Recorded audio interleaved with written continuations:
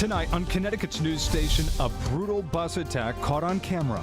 Police now searching for a suspect. Cutting costs. That is real, serious relief for people who are fed up by the cost of their drugs. The new plan to make health care more affordable for Connecticut residents. And pack your patience this 4th of July.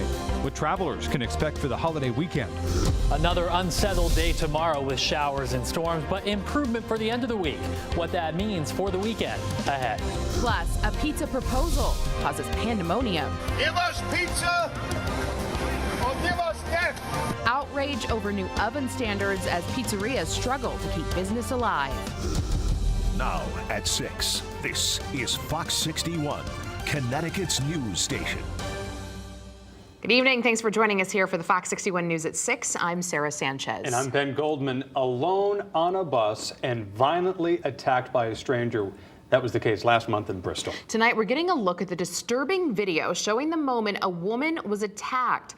Thankfully, she was able to break free and get help, but police still need your help to solve the case. Fox 61's Samaya Hernandez is live in Bristol. So, Samaya, what's the latest? Yeah, Sarah and Ben, all of that unfolded here in front of this bus stop behind me and directly across the street from police headquarters. But now police are asking for your help. If you know anything about the man in that video you are about to see, they want you to call them. It gets me where I'm going, that's it. Raymond Zabrowski minds his business on CT Transit, but can't help what he overhears. Going after women, go right into their purses and everything. And nothing's being done about it. We asked if he's seen the man donning a Frank Pepe shirt and Joker hat, seen violently attacking a woman last month on an empty bus.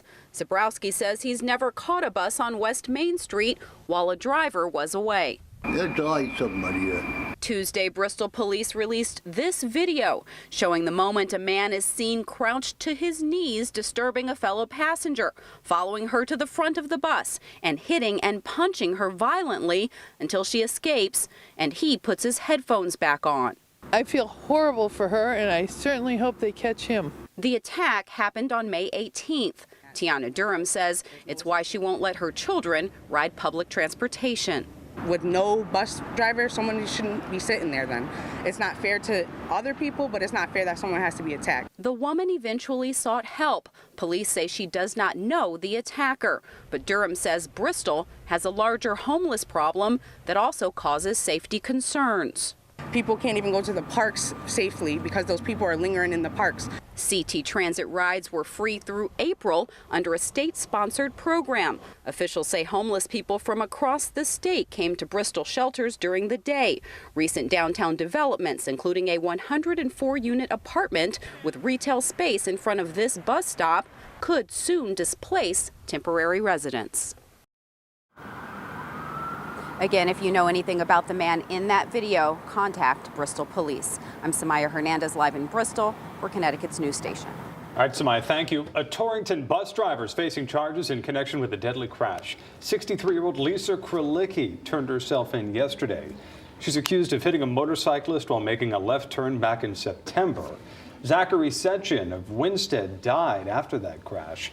Kralicki is being charged with negligent homicide and other offenses. She's expected to appear in court next week.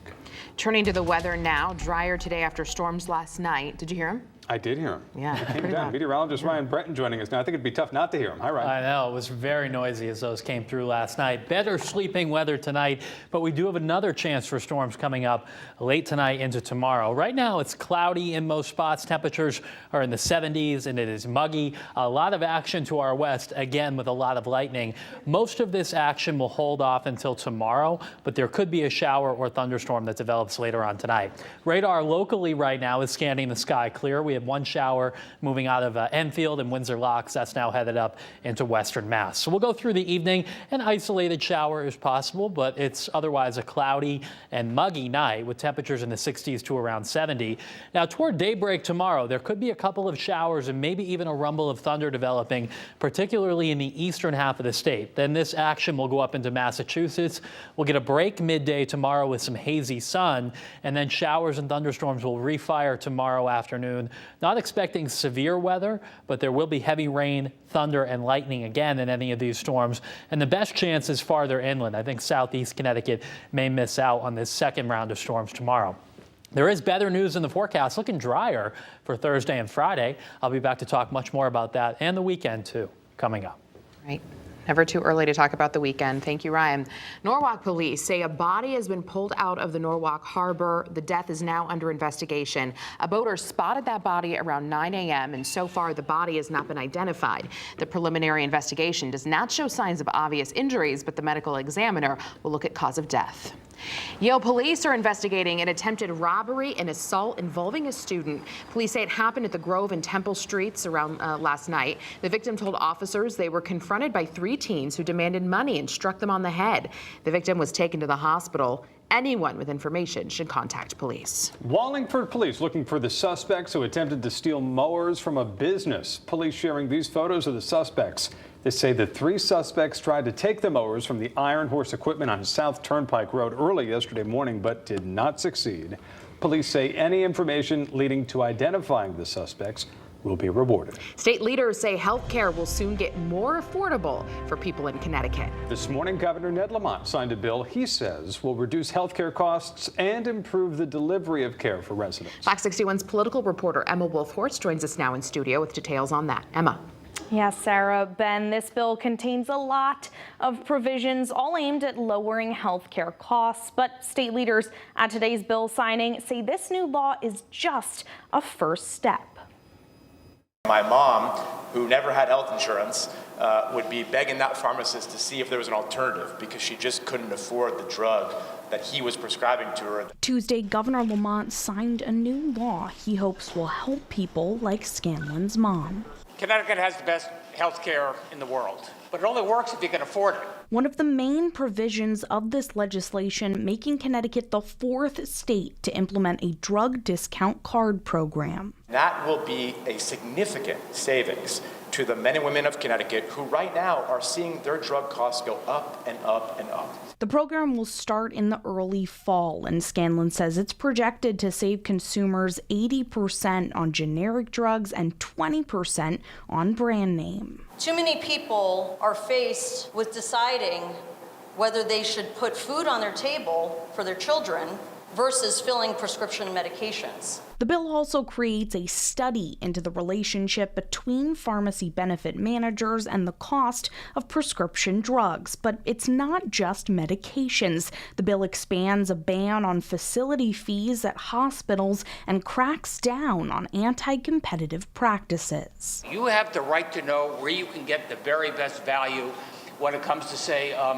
your knee or your hip. That's how you get a little more choice, and that's how you can bring down costs and get the very best value. But many state legislators Tuesday say the work is just beginning. I want to see us go further. I want to see us be more aggressive and be stronger on this to make this long, sustainable, and even more affordable. And officials tell me residents should start seeing these cost reductions as early as this year. The biggest with prescription drugs. The comptroller says in a few weeks his office will announce the start date of that discount drug card program. Sarah, Ben. Emma, thank you. Well, new tonight, local leaders calling for answers from TikTok about their personal and private data storage practices. All of this comes as new details emerge showing the social media app shared the data within reach of the Chinese government. Senator Richard Blumenthal saying that TikTok has misled not only consumers, but Congress. I am calling on TikTok to sever its ties with China, specifically with ByteDance, the Chinese company that right now controls it, or face a ban in the United States. TikTok executives have previously denied that American data is stored in China. Drivers, listen up. A new study will look into a tax based on how many miles you drive. This tax, only a proposal at the moment, would replace the current gas tax. The data will determine if the tax is a good idea for the state as environmental concerns keep growing. Some drivers point out the cost to sit behind the wheel will essentially stay the same. People that are driving more are also consuming more gas. So I think it's kind of a wash. If you're putting more miles on, you're buying more gas, you're going to pay more taxes. CTDOT is looking for participants in the study. To learn more, head to our website, fox61.com. We'll do tonight. $6 million in the Volkswagen settlement funds will go toward expanding electrical vehicle charging stations here in the state. The money will fund 54 electric vehicle projects to encourage Connecticut residents to go electric. The governor today saying those projects will go a long way in helping to improve air quality and protect public health throughout the state, while also providing economic development opportunities as well. Also new tonight, professors and staff speaking out today as the 12 state community colleges are getting ready to merge into one single accredited institution. In response, they say the college system is forced to cut costs after the passage of the state budget. This includes cutting part-time staff and not renewing contracts. Several services across many departments will be impacted by the merger, including student development, academic advising, library, campus safety, and food security. Simply put, without our dedicated part-time staff, we would be unable to maintain the level of access and support our students need, and moreover, what they deserve. CSCU officials say that they're working to do everything in their power to minimize the impact on students and employees. The merger is set to go into effect July 1st. The city of Waterbury celebrates a day of firsts. The first time the pride flag is flying outside City Hall, and the city's first LGBTQ+ mayor for the day. Allies and community members came together waving flags and wearing bright colors to celebrate Pride Month. For the day, the city also named Denise Martinez the first LGBTQ+ mayor. Lieutenant Governor Susan Byschwitz says the flag now outside City Hall sends a message to other cities across the state.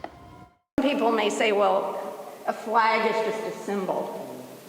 It is a powerful symbol that says we see you, we love you, we respect you, and we will stand up and fight for you, and that is why that flag matters today.